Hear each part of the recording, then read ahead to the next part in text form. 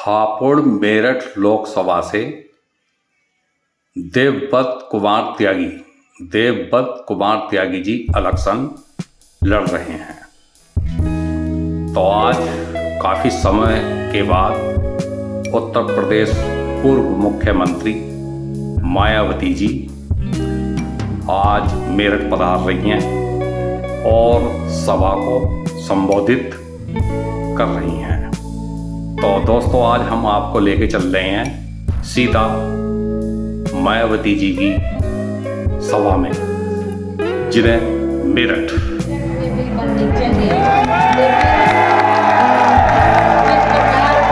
लखनऊ में बेंच बनी है, उसी तर्ज पर आपके मेरठ में भी बेंच बननी चाहिए। लेकिन केंद्र की सरकार इसको ध्यान नहीं दे रही है। जब हमारी पार्टी केंद्र की सत्ता में आ जाएगी तो इस मामले में सकारात्मक बदलाव आएगा। हेलो दोस्तों, कैसे हैं आप? बढ़िया हो गए, स्वस्थ हो गए, जहाँ भी गए होगे दोस्तों अपने कार्य पर व्यस्त। आपका भाई हापुड़ मेरठ लोकसभा क्षेत्र देवव्रत कुमार त्यागी लड़ रहे हैं इलेक्शन बसपा से। जो मायावती पूर्व मुख्यमंत्री उत्तर प्रदेश की रही हैं, तो आज जनसभा में आ रही हैं, संबोधित कर रही हैं। आज है 23 तारीख 2024। तो दोस्तों, आज चलते हैं पूर्व मुख्यमंत्री मायावती जी की जनसभा में और मिलते हैं कुछ अधिकारियों से और कुछ नेताओं से। तो चलिए दोस्तों, चलते हैं जनसभा। किसी भी मामले में कहने में बहुत कम, बल्कि कार्य करके दिखाने में ही ज़्यादा विश्वास रखती है। और इस बात का सबसे बड़ा सबूत ये है कि उत्तर प्रदेश में 4 बार हमारी पार्टी के नेतृत्व में रही सरकार ने चुनाव में अपनी पार्टी के बिना कोई जारी किए गए चुनावी घोषणा पत्र पे ही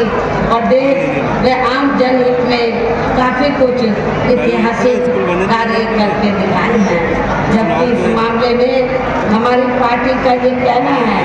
यदि इन पार्टियों के स्थान पर केंद्र में हमें अपनी पार्टी की सरकार बनाने का मौका मिलता है तो तब फिर हमारी पार्टी की बनी सरकार केंद्र में जहां अब तक रही सभी विरोधी पार्टियों की सरकारों की तरह केवल यहां हवाई व कागजी कार्य आदि नहीं करेगी, बल्कि उत्तर प्रदेश की तरह ही जमीनी हकीकत में गरीब परिवारों को अस्थायी तौर पर फ्री में जो थोड़ी सी खाद्य सामग्री दी जा रही है, तो उससे इसका स्थायी तौर पर भला होने वाला नहीं है। और वैसे भी इनकी एक जटिल समस्या देश में हर हाथ को काम देने से ही केवल दूर हो सकती है,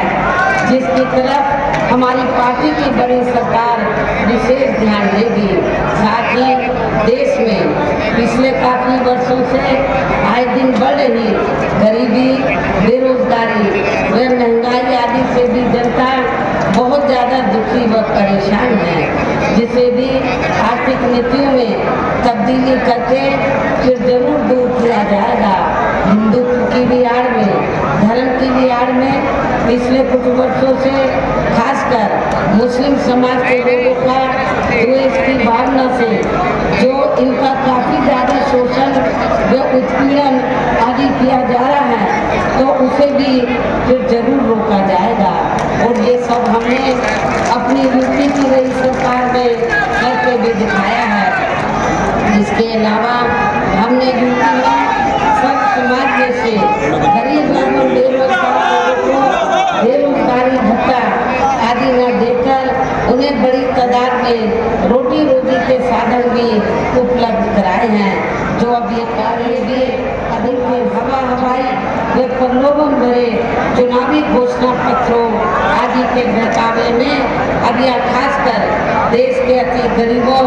मजदूरों, बेरोजगारों एवं अन्य मेहनतकश लोगों को बिल्कुल भी नहीं आना है। और अब इन्हें ऐसी सभी विरोधी पार्टियों को हर हालत में केंद्र की सत्ता में आने से जरूर रोकना है, जिनकी कथनी व करनी में काफ़ी अंतर रहा है तथा जिन्हें ये लोग वर्षों से काफ़ी आजमा भी चुके हैं। ऐसे में अब मेरा यही कहना है कि आप लोगों को अपने खुद के व अपने प्रदेश एवं देश के भी हित में अपने वोटों को यहाँ कांग्रेस, बीजेपी व अन्य विरोधी पार्टियों को न देकर केवल यहाँ अपनी एकमात्र हितैषी पार्टी बहुजन समाज पार्टी को ही देना है। उत्तर प्रदेश की तरह ही केंद्र में भी अपनी पार्टी की सरकार बनने पर फिर पूरे देश में यहाँ अपनी पार्टी की सर्वजन हिताय व सर्वजन सुखाय की नीतियों पर आधारित ही सरकार चलाएगी। इसके साथ साथ केंद्र से जुड़ी आपके क्षेत्र की जो भी यहाँ स्थानीय समस्याएं होंगी तो उन्हें भी फिर दूर करने का हर संभव पूरा प्रयास किया जाएगा और इस मामले में भला कर सकते हैं। और इतना ही नहीं,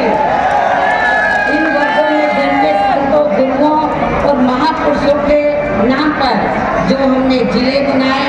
यूनिवर्सिटी बनाई और पार्क आदि बनाए,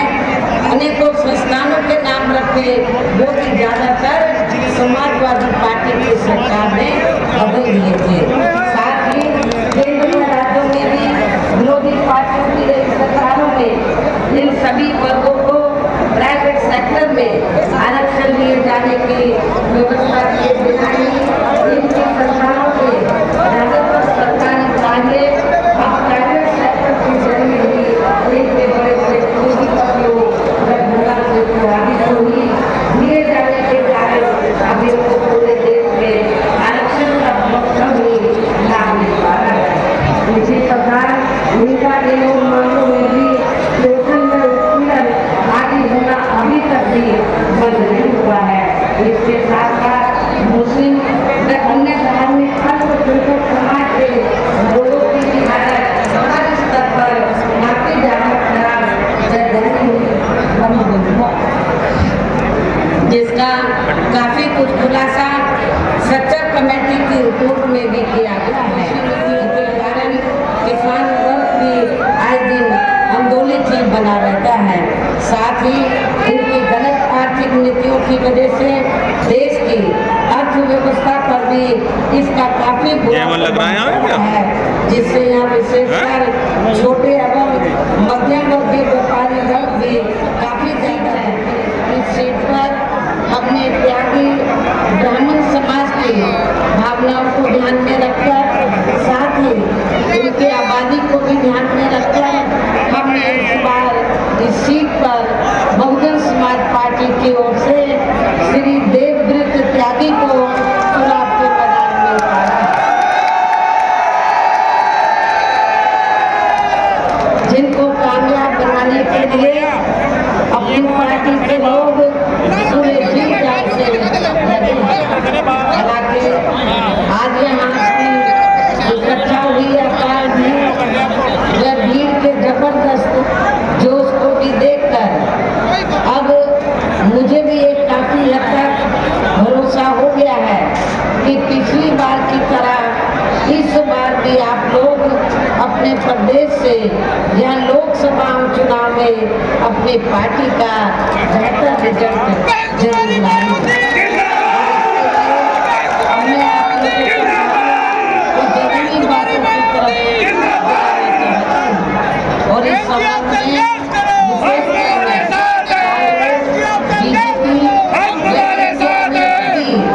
सहयोगी दलों के बारे में ये कहना चाहूँगी कि आज़ादी के बाद शुरू में केंद्र व देश के काफ़ी राज्यों में भी ज़्यादातर सत्ता यहाँ कांग्रेस पार्टी के हाथों में केंद्रित रही है, किंतु इनके अधिकांश मामलों में रही गलत नीतियों एवं गलत कार्य प्रणाली आदि की वजह से ही फिर इस पार्टी को केंद्र व काफ़ी राज्यों की भी सत्ता से बाहर होना पड़ा है तथा यही स्थिति इनकी सहयोगी पार्टियों की भी बनी रही है, जिसके कारण ही फिर पिछले कई वर्षों से, पिछले कई वर्षों से जहाँ बीजेपी व इनके सहयोगी दल केंद्र एवं काफी राज्यों की भी सत्ता में काबिज हो गए हैं, लेकिन इनकी भी ज्यादातर रही जातिवादी, पूंजीवादी, संकीर्ण, सांप्रदायिक व द्वेषपूर्ण नीतियों एवं कार्य प्रणाली आदि से तथा इनकी कथनी व करनी में भी काफी अंतर होने की वजह से अब ऐसा लगता है इस बार ये भारतीय जनता पार्टी भी केंद्र की सत्ता में आसानी से वापस आने वाली नहीं है। बशर्ते यदि ये चुनाव इस बार फ्री एंड फेयर होता है तथा आम चर्चा के मुताबिक वोटिंग मशीनों में भी कोई गड़बड़ी आदि नहीं की जाती है और वैसे भी इस बार चुनाव में इनकी कोई भी पुरानी एवं नई चल रही नाटकबाजी, झंडेबाजी या गारंटी आदि काम में आने वाली नहीं है, क्योंकि अब देश की जनता काफी हद तक इस बात को समझ चुकी है कि इनकी पार्टी ने अब तक देश के विशेषकर गरीबों, कमजोर तबकों, मध्यम वर्गीय एवं अन्य मेहनतकश लोगों को जो इन्हें अच्छे दिन दिखाने के असंख्य प्रलोभन भरे वायदे किए हैं तथा अनेकों हवाई व कागजी गारंटी आदि भी दी है, तो उनका जमीनी हकीकत में अभी तक इन्होंने लगभग 1/4 हिस्सा भी कार्य पूरा नहीं किया है, बल्कि इसके स्थान पर इनका ज़्यादातर समय व ताकत भी यहाँ इनके अपने चहेते रहे बड़े बड़े पूंजीपतियों एवं धंधा सेठों को ही ज़्यादा से ज़्यादा मालामाल व धनवान आदि बनाने में तथा उन्हें हर स्तर पर छूट देने व बचाने में भी लगी रही है, जिनके अधिकांश आर्थिक सहयोग से ही ये पार्टी व अन्य पार्टियां भी अपना संगठन चलाती हैं तथा चुनाव आदि भी लड़ाती हैं, जिसका काफी कुछ खुलासा बॉन्ड की आई रिपोर्ट से भी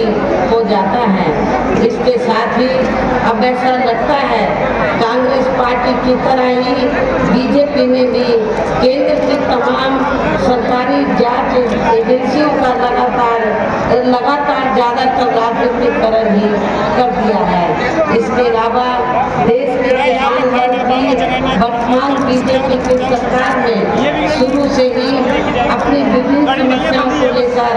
काफ़ी ज़्यादा दुखी व परेशान रहे हैं और अभी भी हैं, जबकि यूपी में 4 बार हमारी पार्टी की सरकार ने इनके हितों का भी हर स्तर पर विशेष ध्यान रखा है। हमने अपनी चारों हुकूमतों में किसानों को खेती करने के लिए समय से सस्ते साधन हमने उपलब्ध कराए हैं, इसके साथ ही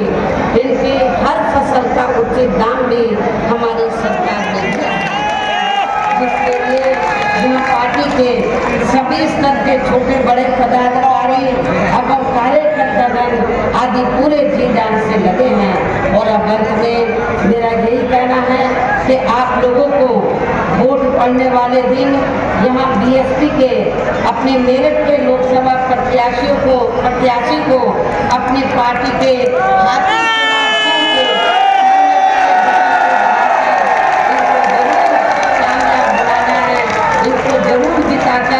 पार्लियामेंट में भेजना है। इस पुरजोर के साथ ही अब मैं अपनी बात यही समाप्त करती हूँ।